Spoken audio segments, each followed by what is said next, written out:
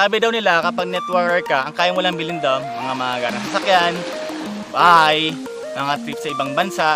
Actually ngayong araw, papatunayan namin sa inyo na ibang in global. Dahil ngayong araw, meron isang bata, ang pangalan Janvi San Juan, bumili ng isang beach resort sa Palawan. Ang malupit dito, kung saan nag-shoot yung survivor, ayun lang siya, katabi lang namin. You would not believe your eyes if 10 million fireflies lit up the world as I fell asleep. Nag-start kami sa in global, dito kami nagkakalang seminar, sa garahe lang. Nung tinuloy ko siya, after 9 months, lahat ng hirap ko, lahat ng pagod ko, pinayaran ng in global. Ako yung pinakabata na kaplan ng US, ng libre. At the age of 20, na-hit ko yung first million ko sa in global. After 2 years, nagkaroon din akong dalawang sasakyan.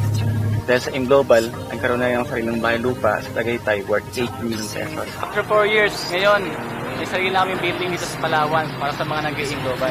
Dati-rate, yung magulang ko hindi nagiging proud sa akin kasi di pa ako graduate, so baksak yung mga grades ko. Dahil sa Indo, lahat na bago.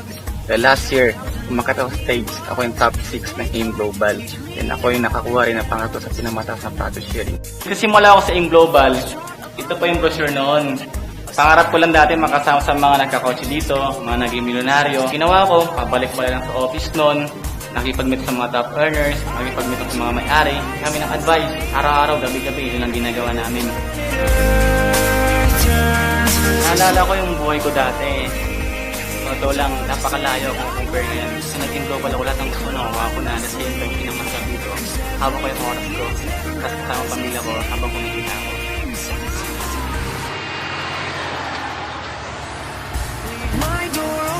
Akala ko lahat ng pangarap ko nakuha ko na.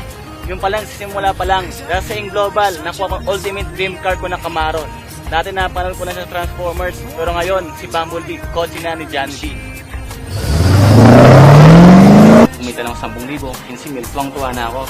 Ito ngayon, na-experience ko sa in global, kumita pa ng almost million. Ano kayo pakiramdam nun? Hindi ko ma-explain. Basta kaya mo yung pangarap mo kaya sa ibang tao.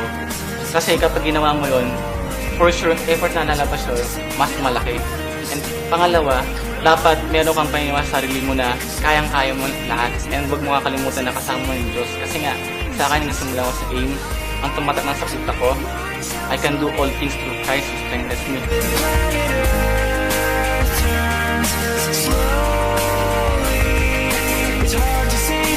Guys, imagine mo, ito resulta lang ito na 5 years na non-stop na trabaho ko.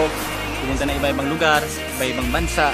Pero kung isipin mo, sino ba naman ako para magkaroon ng ganun?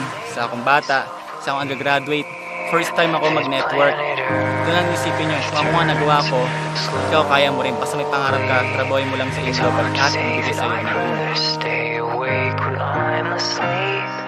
Because my dreams are bursting at the seams.